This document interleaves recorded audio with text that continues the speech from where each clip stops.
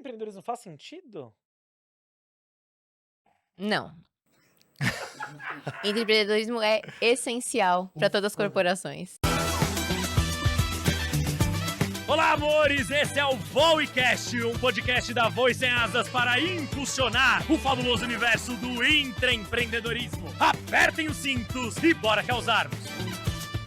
Olá, meus amores! Sejam super bem-vindas e bem-vindos ao Voicast. Sim, lindos e lindas, nessa terceira temporada, gravado diretamente aqui do nono Centro Amor de Experiências Científicas e Digitais da BASF.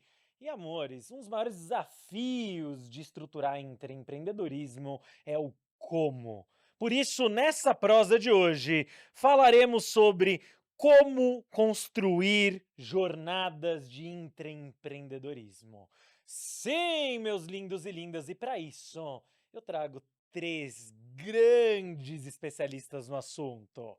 Sim, amores, na minha frente, ele que é CEO da Tanto, liderando uma startup inovadora no segmento de gestão de benefícios corporativos, com sólida experiência em planejamento e transformação digital, destacou-se em posições de liderança no Banco Carrefour, na Leroy Merlin, no GIC Consultoria. Sua trajetória é marcada por impulsionar inovação e criar soluções que promovem crescimento sustentável e estratégico nas empresas. Eu falo dele, amores, que é apaixonado por Fórmula 1 e também por games. Charlie Schweitzer! Prazer estar aqui com vocês, Augusto. Obrigado pelo convite. Meu amigo, é uma alegria ter sua presença. E, amores, o Charles de longa data, trabalhamos muito juntos, tanto no Banco Carrefour, sendo, né, você era nosso cliente, né, fabuloso no banco, no Grupo Carrefour e agora, né, na Tanto, né, e na Up Brasil, levando Intra também para a empresa de tecnologia. Fabuloso, muito obrigado por você estar aqui. E, amor, ele, porque obviamente que a melhor de todos eu vou deixar para o final, né? A melhor pessoa de todas dessa mesa, Justo, sem dúvida, justo. eu deixarei para o final, amores.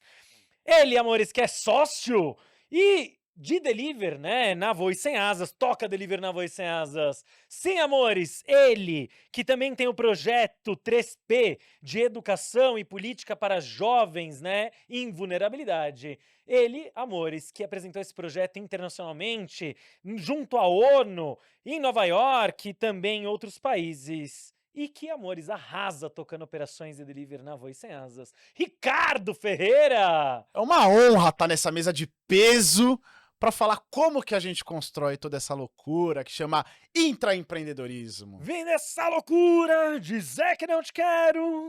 E assim segue a musiquinha maravilhosa desse nosso Brasil. E, amores, agora, com muito peso, muito poder e muita jornada vivida, ela com 13 anos de experiência em marketing, gestão de projetos e inovação, apaixonada por transformar ideias em soluções práticas. Já viveu intraempreendedorismo dos dois lados. Foi intraempreendedora acelerada pela Voe Sem Asas, pela Garagem Unilever. Depois, amores, ver o outro lado, tocando intraempreendedorismo como squad da Garagem Unilever. E aí saiu para ir para o universo dos games, né? E hoje toca marketing no universo dos jogos, amores. Totalmente apaixonada por games. Seja muito bem-vinda, minha querida amiga Samantha Penhabel! Um prazer imenso estar aqui com vocês para discutir esse tema que eu sou apaixonadíssima. E arraso! Então, para darmos start nessa loucura maravilhosa, amores, intraempreendedorismo faz sentido? Não. Empreendedorismo é essencial para todas as corporações. Que susto, eu já ia cancelar. Quase acaba o podcast Acaba, agora. obrigado. E foi isso, amores. Por que é essencial, sabe?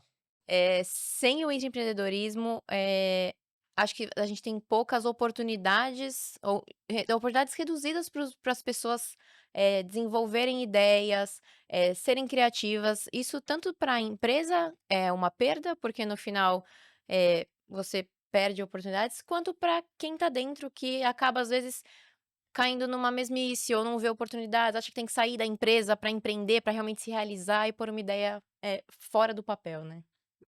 A era de tempos modernos do Charlie Chaplin acabou, né? Naquela época a gente precisava seguir processos e não questionar nada. E aí quando a gente olha para o contexto de inovação, o que que é inovação se não quebrar processos? Quem é que vai quebrar o processo e propor um processo melhor? Vai ser o colaborador, dentro de casa. Este cara, ele assume totalmente o papel de ser um intraempreendedor, de modificar a organização, modificar os seus processos para gerar a possibilidade de fazer inovação dentro de casa. Então, é um pouco sobre isso.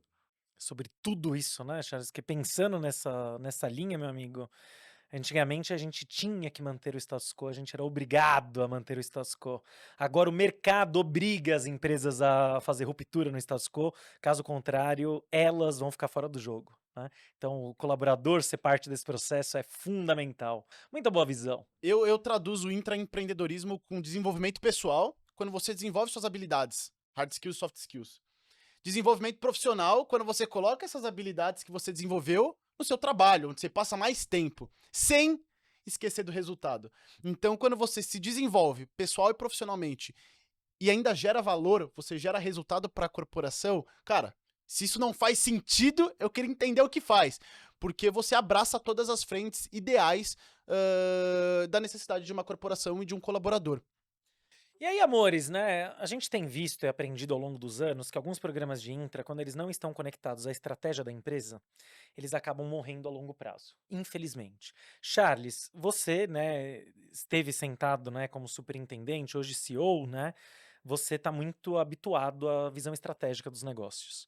Para quem está começando, construindo ou já está aplicando, mas precisa se conectar mais à estratégia do negócio, e fica essa dica já, tá, amores? É importantíssimo como fazer isso bem feito, Charles. Legal. Bom, Augusto, acho que o primeiro passo é definir com a organização um apetite de risco. Se o apetite de risco não estiver claro para a organização, dificilmente as pessoas vão se jogar na água para testar algo novo, para se arriscar, para correr algum tipo de risco ali, para fazer alguma coisa diferente. Então, definir qual é o apetite de risco do ponto de vista de tempo e de dinheiro para a organização é essencial. Porque quando você estabelece qual é esse limite do apetite de risco, você de fato consegue, ali dentro, desenvolver as coisas com segurança psicológica para desenvolver essas coisas. Então, imagina o seguinte, né, Samantha, Rick, a gente tem aqui, sei lá, 3 meses para desenvolver uma ideia e um orçamento ali de 10, 15, 50 mil reais para fazer um projeto. Dentro desse apetite está tudo bem errar. Então, definir com o board da empresa, com o C-level da empresa, qual é o apetite de risco é essencial. E depois, inovação não é sobre tecnologia, é sobre resolver problemas reais de pessoas reais. Então, quais são os desafios que a organização está vivendo naquele momento com seus clientes, com seus colaboradores, com seus fornecedores? E aí, abraçar um problema desse e, dentro do apetite de risco, tentar resolver este problema. O que eu vejo em muitos casos é as organizações se deixarem seduzir por uma tecnologia que está hypada. Se a gente for falar do momento presente, a gente obviamente vai falar de inteligência artificial generativa. E a partir da tecnologia tentar fazer alguma coisa. E aí surgem orçamentos enormes, e aí começa a ficar grande demais para falhar, e etc. Então, vamos lá. Primeiro passo, definir um apetite de risco onde as pessoas possam testar.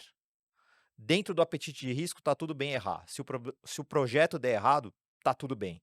Você gerou segurança psicológica para as pessoas poderem testar. E a segunda coisa é, que problema a gente vai atacar? Que problema a gente vai resolver?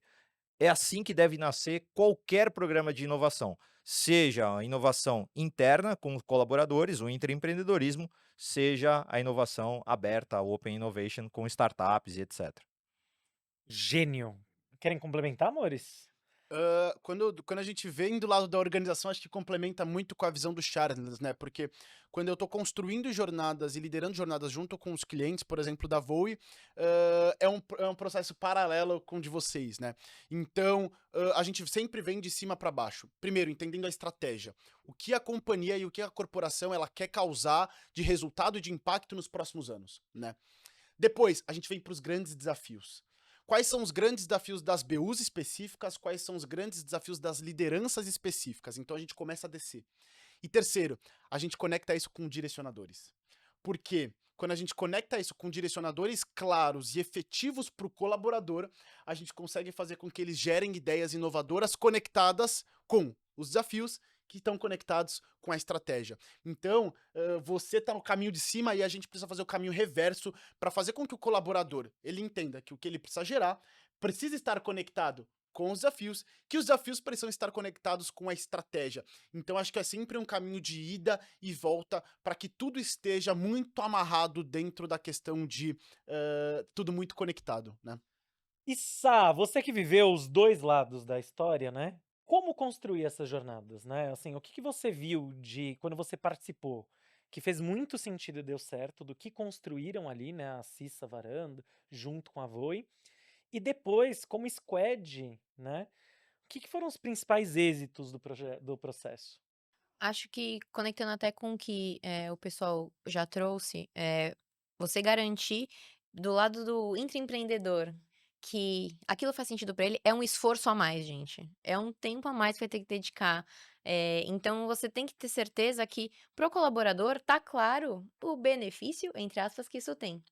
Então, você mostrar que é a oportunidade dele, empreender, mesmo estando dentro da empresa, porque é uma coisa que atrai muita gente sai das empresas porque quer empreender, porque sente que não consegue pôr as ideias, né, em prática dentro da empresa, então, ter isso claro para ele, ter claro para o colaborador a visibilidade que isso tem, ter claro que a empresa apoia de verdade isso, então, ninguém vai te criticar porque você está trabalhando no seu projeto paralelo de empreendedorismo, se né, antes de entregar a sua planilha que você precisa entregar, porque senão ele não vai fazer, ele não vai engajar, porque a hora que ele falar que tá trabalhando no projeto de empreendedorismo, vão falar: "Não, mas eu preciso que você entregue aquele relatório para agora", e isso vai desestimulando. Então é essencial que a corporação realmente apoie e seja, fiel a isso e entenda que isso demanda um tempo, que isso demanda um esforço extra do colaborador e valorize isso e mostre essa valorização para o colaborador também.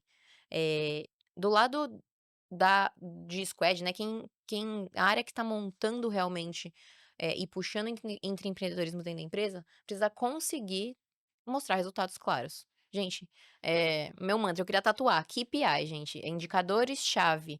Você precisa saber o que você está medindo, que dor que você está atacando, como vocês comentaram, e que essa dor seja relevante para a empresa. Senão, vai falar: "Legal, muito bonito, teve 5 projetos, 100 projetos, 500 projetos". Que não trouxeram o que que trouxeram? "Ah, não sei. Ah, foi legal. Ah, todo mundo ficou feliz". Gente, ótimo, mas também a gente precisa ter claro o antes e o depois, que resultados a gente estava buscando e o que que a gente alcançou. Faz todo sentido, amor. E esse trem do KPI, né, tem que, obviamente, ser pensado desde o start, do lançamento, para que você consiga construir as métricas, né? De como que você vai acompanhar esse processo, enfim. E eu quero mais um ponto de vista seu do seguinte: como você viveu toda a jornada, o que fez mais sentido para você? As palestras de letramento, o método, o acompanhamento com o acelerador, as mentorias, as conexões com as áreas internas e essas discussões, rodar a POC, fazer validação desse universo gigante que tem, né, dessa trilha enorme. O que para você um programa de intra não pode faltar de jeito nenhum? Vou ser clichê e falar tudo o que você falou, mas, eh, ter um método claro, com certeza absoluta. As pessoas normalmente que vão empreender ou intraempreender, não são empreendedoras, elas normalmente estão na corporação ali, trabalhando dentro dos processos da corporação e vão continuar assim se não tiver um método diferente, porque é como elas sabem como executar as coisas. Então ter esse método claro, ajuda demais, e depois ajuda inclusive dentro da corp, né, nos processos que você já executava.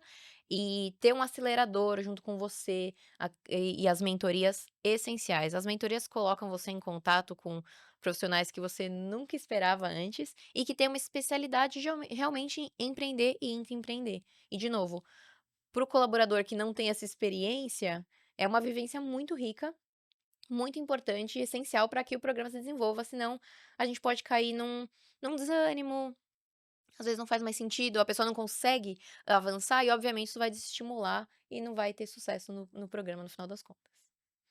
Então, mas eu vou até aproveitar essa deixa, Sá, e vou trazer o outro lado da história. O que não fazer, Charlie Schweitzer?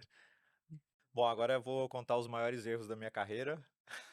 Boa, muito bom. Bom, na verdade, assim, eu comecei com inovação dentro de um contexto onde aqui no Brasil ainda tudo era mato. Então eu comecei com inovação em 2012 e aí acho que vale a pena voltar no tempo para a gente entender o que que era 2012. Então, 2012, a gente tinha visto o lançamento do iPhone nos Estados Unidos em 2008, Brasil 2009.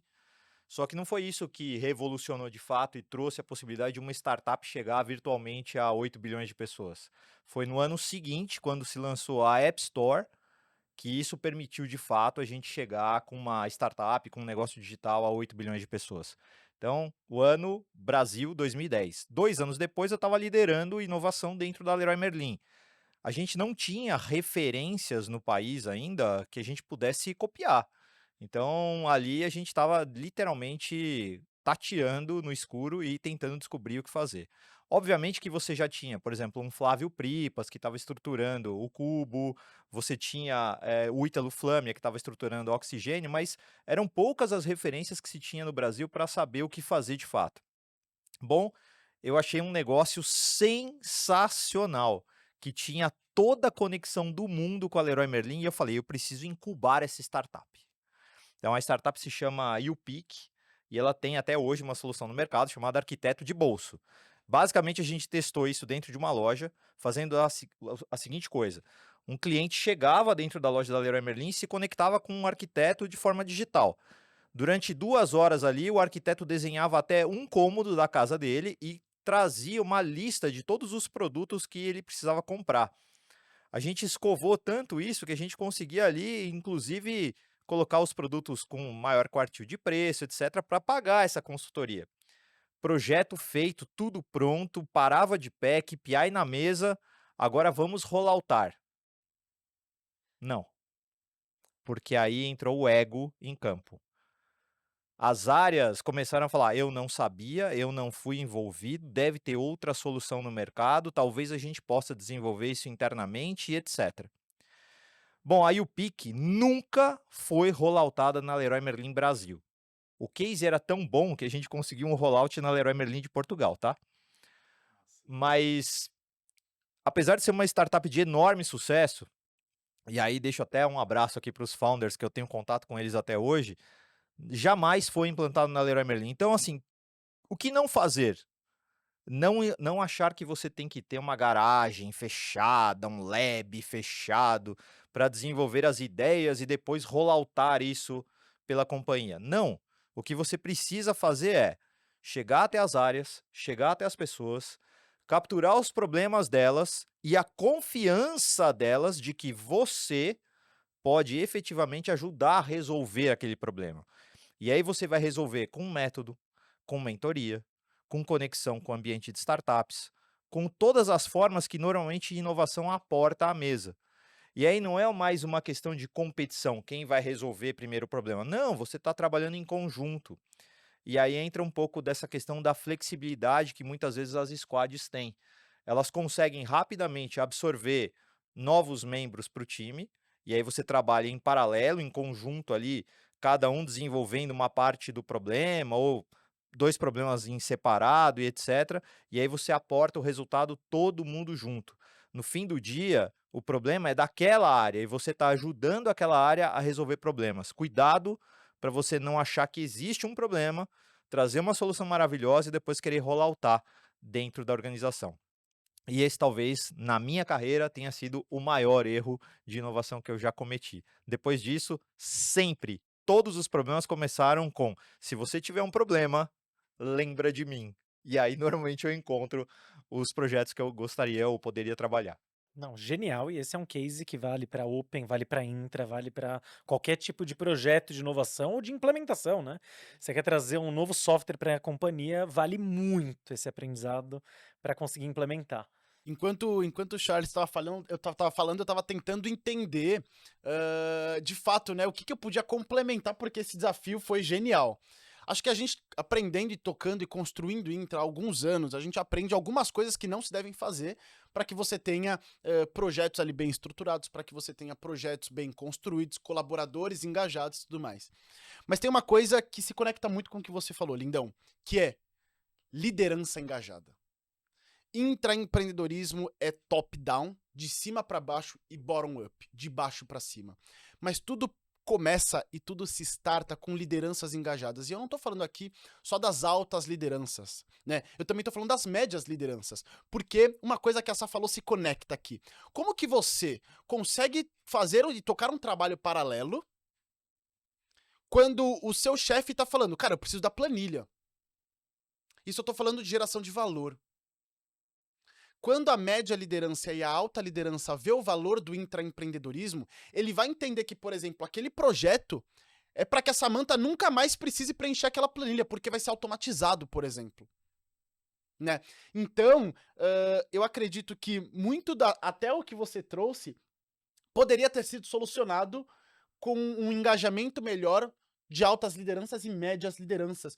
Porque quando a gente traz esse pessoal para construir o jogo, a gente está fazendo com que eles se envolvam, a gente está abrindo um caminho, e a gente está abrindo esse caminho desde o início. Mas precisa trazer, Rick, porque se essa alta ou média, enfim, liderança não comprar a briga desde o início, de falar assim, ok, vamos resolver isso com intraempreendedorismo, você vai ficar encarregado de resolver esse problema, etc., vamos trabalhar junto para isso, não acontece. Exato. Não acontece. Não acontece, fato. Então, acredito que o que não se deve fazer quando está construindo uma jornada é achar que uma jornada de inovação ela roda sozinha.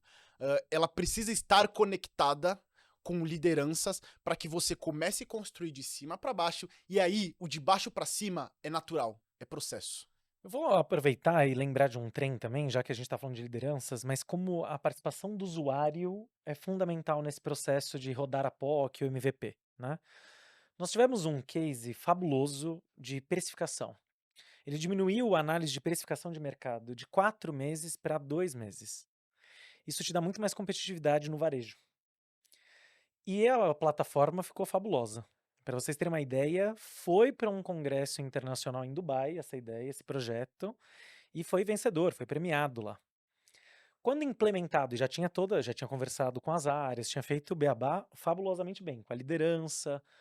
Quando implementou, não tinha engajamento. Por que não tinha engajamento quando implementou na área? E aí isso foi um estresse novo. E aí teve que fazer uma campanha de engajamento. Por quê? Porque o usuário, que era quem vai usar e aproveitar dessa plataforma todos os dias, não foi incluso no processo de MVP. Ele não foi participativo, um só foi convidado para participar e usar. Mas os demais não tiveram opinião, não tiveram visão. Então, amores, quando vem qualquer projeto de inovação, de mudança, que as pessoas que vão utilizar isso não participaram dele, obviamente elas vão jogar contra no começo, porque elas não foram consultadas. Então, aí se eu não fui ouvida, por que eu preciso apoiar esse projeto, né? Óbvio que a gente vai ter um apoio natural de algumas, mas se a gente consegue fazer isso, de apoiar a liderança, alinhar com a liderança e alinhar com quem vai utilizar essas novas ferramentas, né? Sem dúvida o fluxo vai ser muito melhor. Mudar é difícil, né? Tá quentinho fazer igual fazia sempre, né? Exatamente. É mais fácil, já tô tão acostumado, demorei para me acostumar nesse processo, né? E amores, indo nessa linha, né, eu queria que você comentasse, Charles, um pouquinho sobre framework de inovação.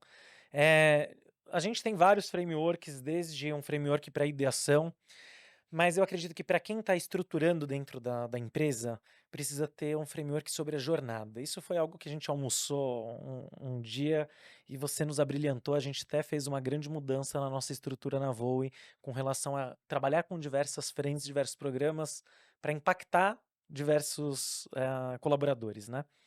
Queria que você pudesse compartilhar um pouquinho que trem é esse, Tá bom, como tá fazer bom. isso. Bom, tudo nasce, na verdade, de uma matriz que ela cruza no eixo horizontal tecnologia e competência e no eixo vertical modelo de negócio. Então, essa matriz ela acaba definindo 4 tipos de inovação. E aí, pergunta do milhão para nossa audiência agora. Estamos agora no final de 2024 e o último lançamento da Apple foi o iPhone 16. Você considera o iPhone 16 uma inovação, sim ou não? E eu não quero justificativas, não adianta depois ligar para o Augusto, para o Rick, para a Samantha. O iPhone 16 é uma inovação, sim ou não? E aí, Augusto, Samantha, Rick, pasmem, 80% das pessoas, das audiências que eu frequento, dizem que não, que o iPhone 16 não é uma inovação. Então vamos voltar na matriz, tecnologia e competência, modelo de negócios. Quando eu estou fazendo algo com a mesma tecnologia, mesma competência, mesmo modelo de negócio, eu estou fazendo uma inovação do tipo incremental. Melhoria é inovação. Agreguei mais 1 megapixel, fiz a bateria durar mais 15 minutos, eu estou fazendo uma melhoria. Melhoria é inovação do tipo incremental. Qual é o programa que existe dentro da sua empresa para reconhecer que melhoria é inovação e como você está desenvolvendo isso dentro de casa? E mais, toda empresa que opera com lucro real no Brasil e que está dando lucro, pode captar tudo aquilo que está fazendo do ponto de vista de inovação incremental na lei do bem. Então, esse é um rio de dinheiro que está passando na frente da organização e, às vezes, as empresas pegam de colherinha. Quando, se você reconhecesse toda a inovação que está acontecendo na empresa, você podia pegar de balde. Bom, depois você tem outros tipos de inovação, claramente são as mais reconhecidas, as disruptivas. Você tem a disruptiva do tipo radical, que é quando você muda a tecnologia ou competência. Você tem a disruptiva do tipo ruptura, que é quando você muda modelo de negócio. E você tem a arquitetural, que é quando você muda absolutamente tudo. Para cada tipo de inovação, você precisa ter um programa que estimule os colaboradores a participarem. Para fazer inovação incremental, normalmente dentro das organizações por onde eu participei, bastava um portal de inovação para os colaboradores sugerirem melhorias, só que depois a gente empoderava eles com um programa de intraempreendedorismo. Para fazer a radical e a de ruptura, a gente abriu o processo de Open Innovation e a gente trazia, então, startups, universidades, enfim, agentes do mercado que poderiam colaborar com a gente e desenvolver isso. A jornada arquitetural, ela é um blend, ela é uma mistura de tudo isso. Então, pode começar com intraempreendedorismo, mas fatalmente vai envolver agentes também do mercado para a gente construir isso. E foi muito legal trabalhar com a Voe nesses 4 segmentos aqui, seja com apoio de metodologia, seja com apoio de mentoria, seja com conexões com o mercado. Então, é um pouco assim, né? E aí esse almoço rendeu um bom papo aí, uma transformação Não, dentro da Voe. fez uma grande mudança, meu amigo. Até que um mês depois mostrei o que veio daquele almoço, né? O que a gente mudou na estrutura. E, Charles, você trouxe uma coisa muito importante que é, a liderança ou quem tá puxando tem que ter clareza quando fala, a gente tem que inovar. Já passei muito por a gente tem que inovar. Só que a pessoa tá na cabeça a disrupção, a Sim. disruptiva, quer que você vire de ponta cabeça o negócio. E perde a visão do que a inovação incremental também é inovação. Então, isso inibe as pessoas a irem pra melhoria. Aí todo mundo quer fazer coisas megalomaníacas, gigantescas, e às vezes um processo que você melhora é uma baita inovação que ajuda muito mais do que uma disruptiva. Só que a Issa, liderança só vai reconhecer.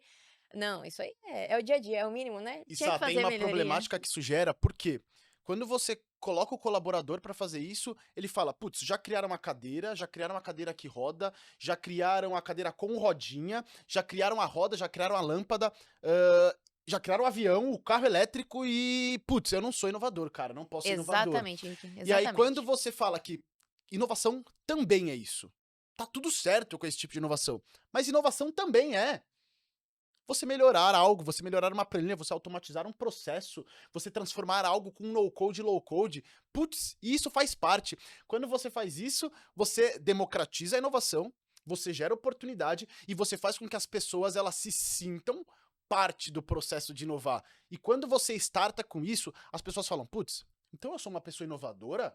Sim, você é uma pessoa inovadora. Nossa, não sabia que eu podia ser uma pessoa inovadora. Achava que uma pessoa inovadora era só o cara que criou o iPhone e nem o 16. O iPhone 1. Ele foi inovador, o resto não é. Ele, Né? Einstein, isso. Acabou. Né? Exato. E o Santos Dumont porque criou o avião. Então, quando a gente vai colocando toda essa estrutura e a gente vai dificultando o acesso à inovação, as pessoas elas não entendem que elas podem fazer parte do processo. Quando a gente vai quebrando essas casinhas e a gente vai achando possibilidade, tudo vai ficando mais claro. E você fala que sim, putz, a roda é genial, foi uma inovação muito legal. Mas, cara, você consegue fazer inovação de outras formas, né? E um aprendizado que eu quero que vocês ou concordem ou discordem desse fator, mas que o que a gente tem visto também quando você vai construir essa jornada, né? E qual jornada você vai estruturar de start, é o seguinte, o que a gente repara é que corporações que estão com alto faturamento, lucratividade, elas buscam a inovação disruptiva. Elas querem a inovação aberta, o intraempreendedorismo que seja para trazer novos canais, novas estradas para a empresa, rodovias, né, para a empresa. Agora, quando a gente fala de crise econômica, elas buscam a melhoria contínua. E aí o que não era sexy, né, que é o intraempreendedorismo pela melhoria contínua, pelo, né, transformações pequenas, mas que trazem saving, eficiência, né, para a empresa. Aí esse é o foco principal e as outras são desaceleradas, né. Então, amores, isso para mim é muito importante, esse momento de entender a empresa, para que a sua solução, né, e o programa conecte com o negócio, para não se desvincular e perder. Porque senão, caso contrário, na próxima edição, ele vai perder absurdamente a força dele no Paranauê. Faz sentido isso para vocês? Eu faria, na verdade, um parênteses adicional. Na verdade, são raras as empresas que continuam investindo em inovação quando tudo está dando certo. É muito difícil que na abundância você acenda o farol para o fato de que você tem que continuar inovando. E aí são poucas as empresas no mundo que servem de exemplo para isso. Posso falar Samsung, Nintendo, enfim, essas são empresas que tipicamente criaram um modelo de negócio que foi de extremo sucesso, mas não se apegaram somente àquele modelo de negócio. Não sei se é do conhecimento do público todo que está assistindo aqui, mas a Nintendo tem mais de 100 anos. 100 anos atrás não tinha televisão para ter um videogame conectado. Então a Nintendo nasce como jogos de tabuleiro. Se ela tivesse se apegado só a esse modelo de negócios, talvez hoje ela tivesse um tamanho muito pequeno. E a Samsung, ela começou fazendo máquina de costura. Tá? Então ela podia ser uma enorme indústria de máquina de costura hoje em dia, se ela fosse apegada a esse modelo de negócio. Então, na abundância, dificilmente as empresas seguem inovando. E aí o que acaba acontecendo é que a gente tem sim muito mais cases de Kodaks da vida do que de Samsungs e de Nintendos. Então, não espere a escassez bater na porta da sua empresa para começar a inovar. Que já é tarde, né? Esse é o convite que eu faço sempre. Na escassez, a gente vê muita coisa acontecendo. E aí pode ser tanto do ponto de vista de melhoria de eficiência de negócios, quanto eventualmente até a possibilidade de surgimento de um outro modelo de negócios. É mais raro, mas também acontece. Mas é só na escassez que eu vejo que, de fato, as empresas querem começar a inovar. E aí a escassez dela, e não por uma questão de crise política ou econômica. Faz todo sentido. Mas, amor, a provocação, amores, como construir projetos e programas de intraempreendedorismo? Cara, na minha visão é você ter pessoas engajadas, você ter metodologia conectada com especialistas que sabem fazer e sabem falar do que fazem, você ter colaboradores conectados com a causa e inspirados a participar disso tudo. Então, quando você junta lideranças engajadas, quando você junta o método, que é o meio de como que você vai fazer aquilo, e você junta os colaboradores, você consegue ir atrás do resultado, né? E repito, intra para mim é desenvolvimento pessoal, desenvolvimento profissional, sem esquecer do resultado. E você vai abraçar tudo isso com o método, você vai abraçar tudo isso com as lideranças e você vai abraçar tudo isso com a corporação. Então vira de fato igual a terra, que você tem a superfície, você vai chegando no núcleo, né? Então acho que, por exemplo, intraempreendedorismo tá por aqui e a gente vai ter que ir descendo para enxergar essas camadas. Mas sem esquecer disso, lideranças engajadas, colaboradores inspirados e o caminho. Caminho, metodologia, especialistas, frameworks, estruturação, enfim, tudo que faça você melhorar o engajamento dos colaboradores, você melhorar o engajamento da liderança e você fazer com que os colaboradores consigam gerar resultado. Acho que é construindo tudo isso junto. Vou tirar o filtro corporativo dele agora aqui e vou falar real. Traga real para mesa. Então meu aqui, ó, ele amigo. falou 3 coisas importantíssimas. Desenvolvimento pessoal. Então é o seguinte, o colaborador, quando olha a jornada de intraempreendedorismo que está criada, ele pergunta assim, o que eu ganho com isso? A liderança que vai ter que se engajar vai perguntar, o que eu ganho com isso? E aí quando a gente tem um programa, como o da Voz Sem Asas, por exemplo, que aporta uma mentoria, como, por exemplo, da Laura Gurgel, que talvez seja a melhor professora de um pitch que a gente pode ter no país hoje, você sabe que a partir daquele momento, as suas apresentações, quaisquer, serão muito melhores.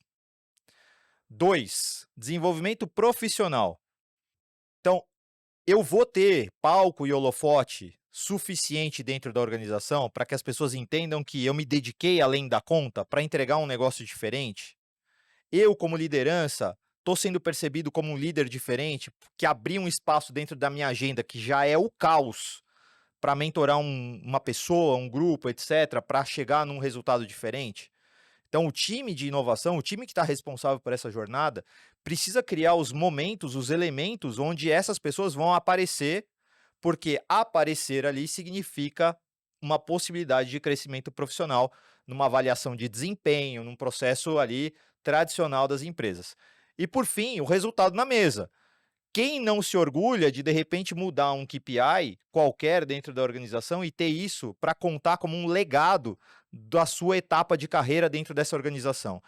Então, essas 3 coisas são tangíveis e materializadas desta forma. Eu preciso perceber uma vantagem para mim, que eu vou carregar aonde eu estiver. Eu preciso perceber uma vantagem imediata ali, que pode se converter num aumento de salário, numa promoção, em alguma coisa, na próxima avaliação de desempenho. E eu preciso ter ali um case que eu possa contar depois para o mercado, ganhar prêmio, subir em ranking, fazer o que for. Perfeito. E Que aula, né, complementando os amores? meninos, eu acho que meçam. O Aiello tá cansado de me ouvir falar de KPI. Se você não sabe de onde você partiu e pra onde você quer ir, você não vai saber se foi bom ou se foi ruim.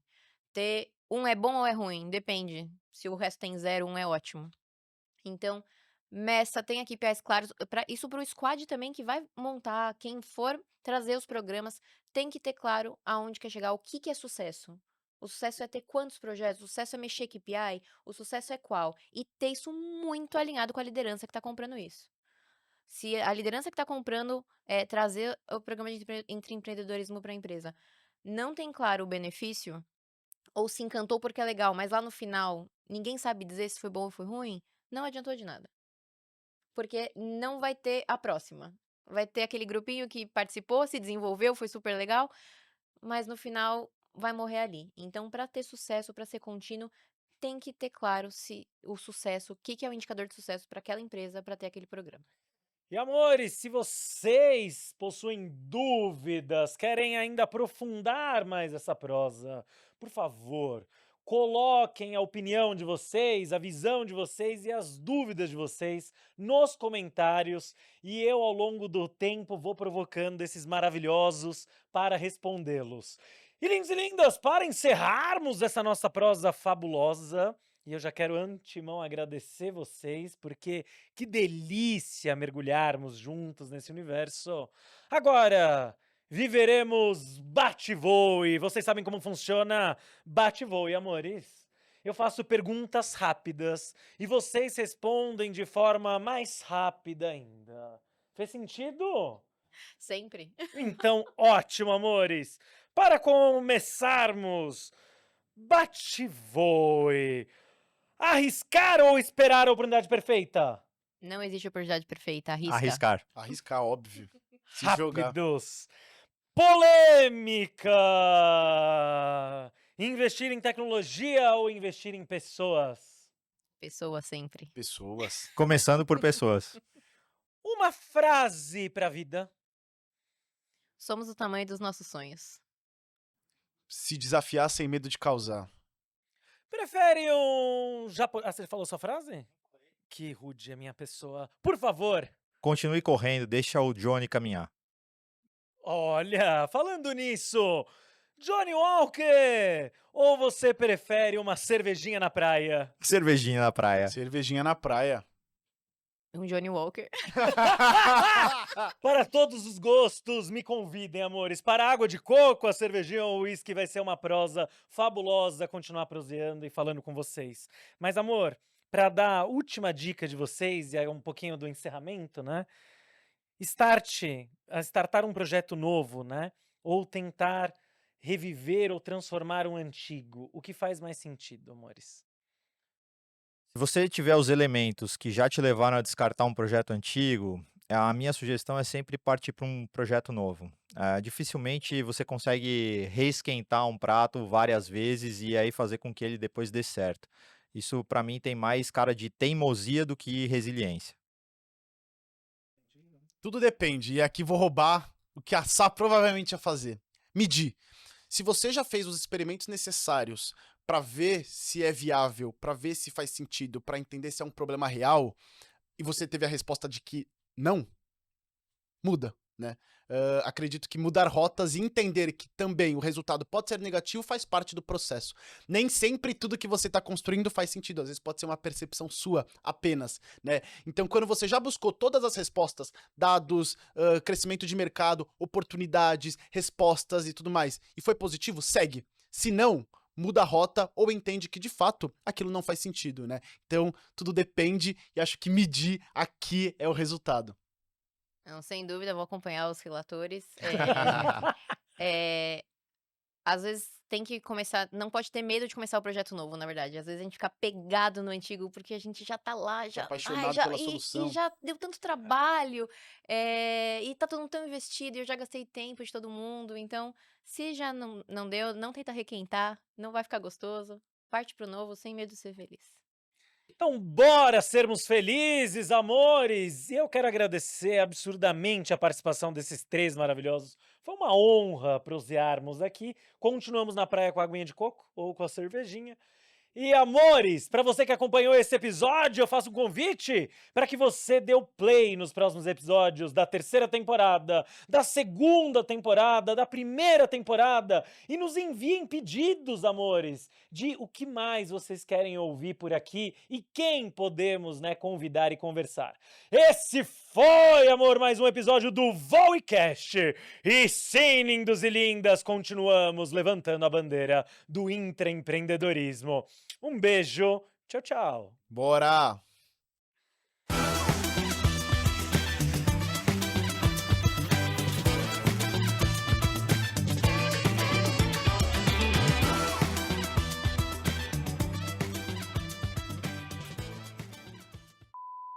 GIC.